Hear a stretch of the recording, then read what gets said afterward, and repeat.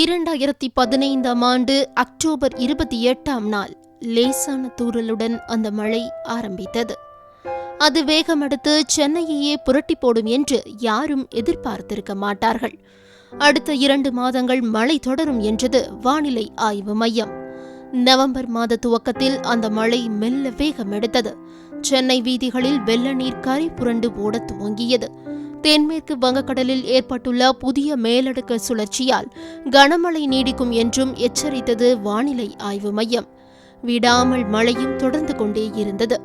November மாதம் மட்டும் சென்னையில் பெய்த மழையின் அளவு 1218 மில்லிமீட்டர். ஆண்டு முழுவதும் வழக்கமாக 500 மில்லிமீட்டர் வரை மட்டுமே பெய்யும். விடாமல் தொடர்ந்த அந்த மழையால் சாலைகள் துண்டானது. சுரங்க பாதைகள் எல்லாம் நீரில் மூழ்கின. போக்குவரத்து ஸ்தம்பித்தது. புறநகர் பகுதிகளில் வெள்ள நீர் சூழ்ந்தது. மக்களும் அதிகாரிகளும் லேசாக ஆட்டம் காண ஆரம்பித்தனர். ஒரு பக்கம் வானிலை ஆய்வு மையமும் எச்சரிக்கை விடுத்துக் கொண்டே இருந்தது.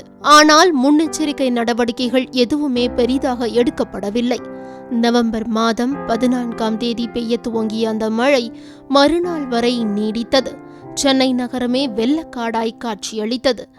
ஆங்காங்கே மரங்கள் வேரோடு சாய்ந்தன. சாலைகள் எல்லாம் உருக்குலைந்து பயன்படுத்தப்படாத நிலையில் கிடந்தன. ஆங்காங்கே மின்சாரம் தடை செய்யப்பட்டது. குடிசைகள் எல்லாம் அடித்துச் செல்லப்பட்டன. வீடுகளிலும் வெள்ள நீர் புகுந்ததால் பலரும் தங்களது வாழ்வாதாரத்தை இழந்து வேறு புகலிடங்களை தேடி அலைந்தனர்.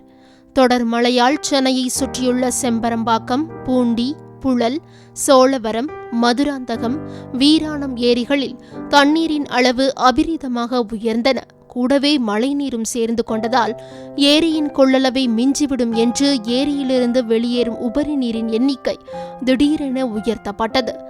இதனால் சைதாப்பேட்டை, பல்லாவரம், தாம்பரம், பள்ளிக்கரணை பகுதிகள் முழுவதுமே நீரில் மூழ்கின. 1000க்கும் மேற்பட்ட மக்கள் உயிரிழந்தனர். 18 லட்சம் பேர் வரை இடம்பெயர்ந்தனர். 2வது மாடி வரை தண்ணீர் புகுந்து கொண்டதால் வெளியேற முடியாமல் திண்டாடிய மக்கள் ஹெலிகாப்டர் மற்றும் படகுகள் மூலம் மீட்கப்பட்டனர். அத்தியாவசிய பொருட்கள் தங்கும் இடங்கள் இன்றி பொதுமக்கள் பயங்கர சிரமத்திற்கு உள்ளாகினர். சிறுக சிறுக சேமித்த பணம், பொருட்கள் எல்லாம் தண்ணீரில் அடித்துச் செல்லப்பட்டன. உணவின்றி, மின்சாரமின்றி, தொலைத்தொடர்பின்றி, தங்க இடமின்றி தவித்தனர் சென்னை மக்கள்.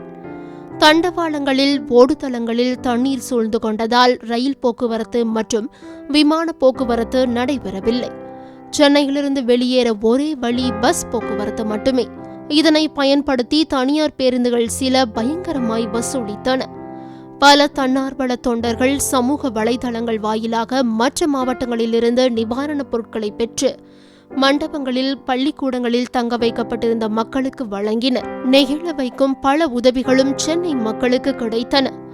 ஒரு வாரத்தில் வெள்ள நீர் வடிய மக்கள் ஆங்காங்கே இயல்பு வாழ்க்கைக்கு திரும்ப ஆரம்பித்தனர்.